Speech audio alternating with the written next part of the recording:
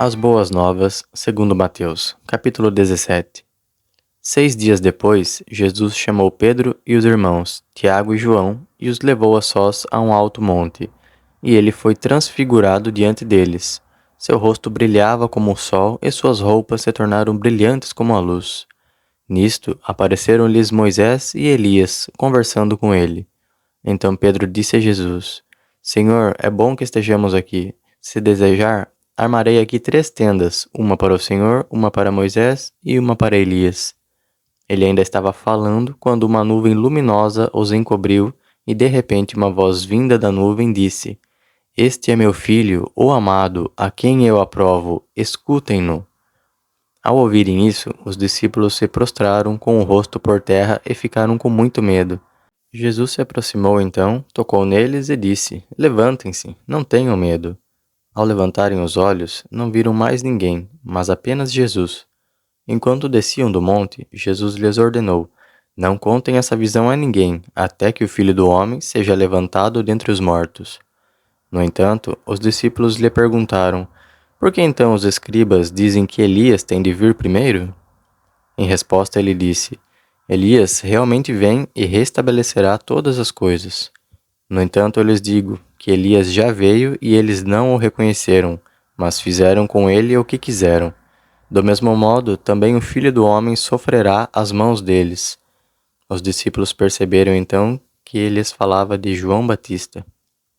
Quando eles chegaram onde estava a multidão, um homem se aproximou dele, se ajoelhou diante dele e disse: Senhor, tenha misericórdia do meu filho, porque ele é epilético e está doente.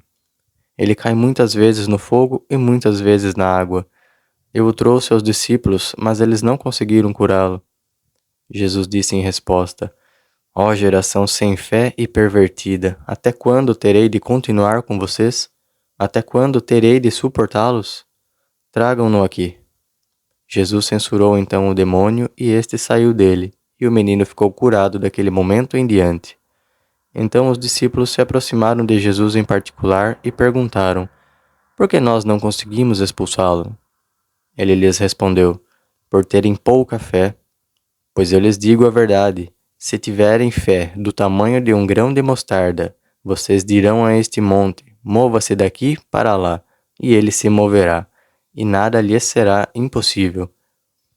Foi quando estavam reunidos na Galiléia que Jesus lhes disse: O Filho do Homem será entregue às mãos dos homens, e eles o matarão, e no terceiro dia ele será levantado.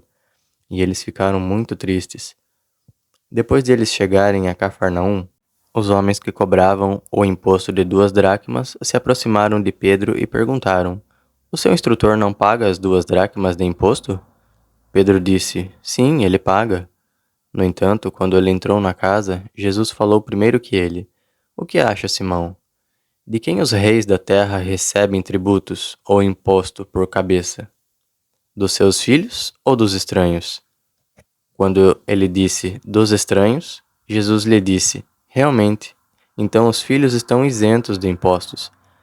Mas para que não os façamos tropeçar, vá ao mar, lance o anzol e pegue o primeiro peixe que você pescar. Quando abrir a boca dele, você achará uma moeda de prata.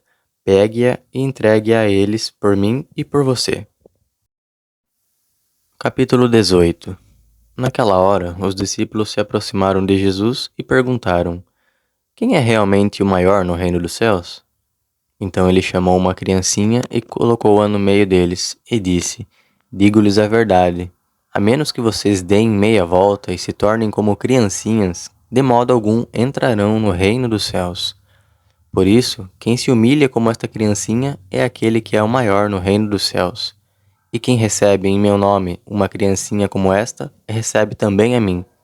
Mas quem fizer tropeçar um destes pequenos que tem fé em mim, seria melhor para ele que pendurassem no seu pescoço uma pedra de moinho, daquelas que o jumento faz girar, e que fosse afundado no alto mar. Ai do mundo por causa das suas pedras de tropeço.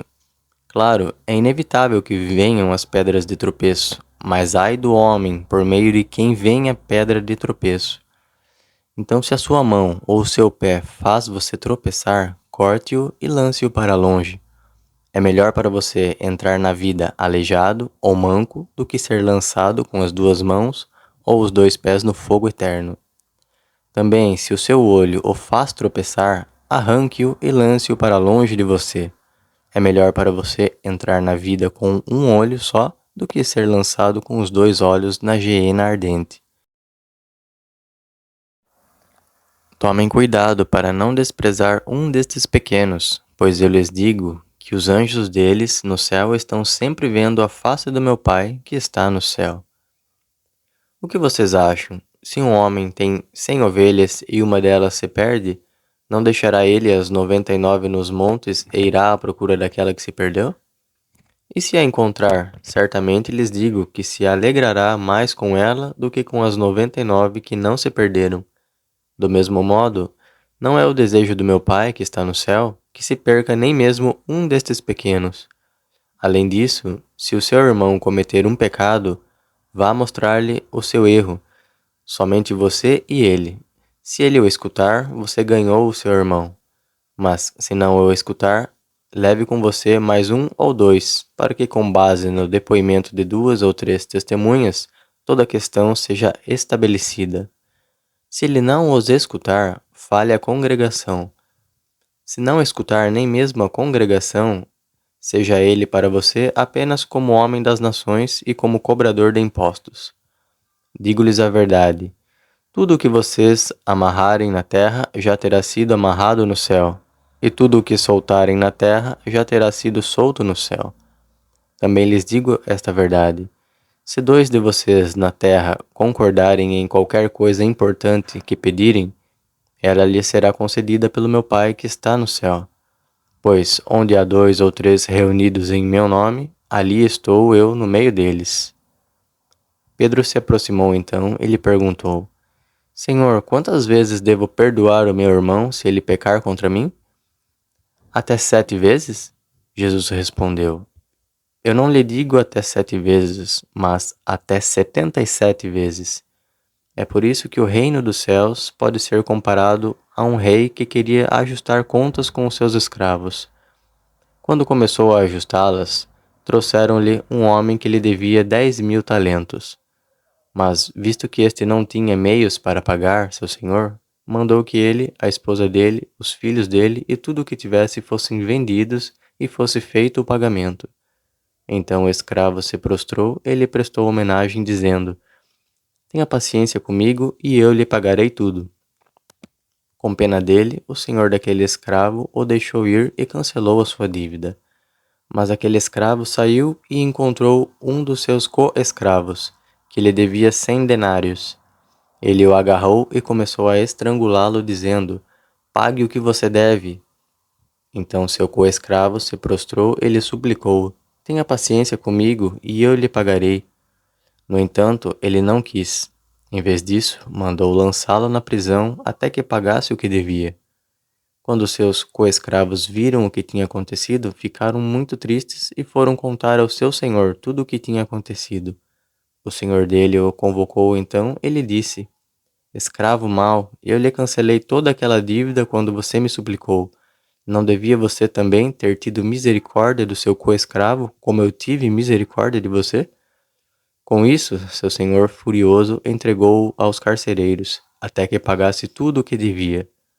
Meu Pai Celestial tratará vocês da mesma forma, se cada um de vocês não perdoar de coração ao seu irmão.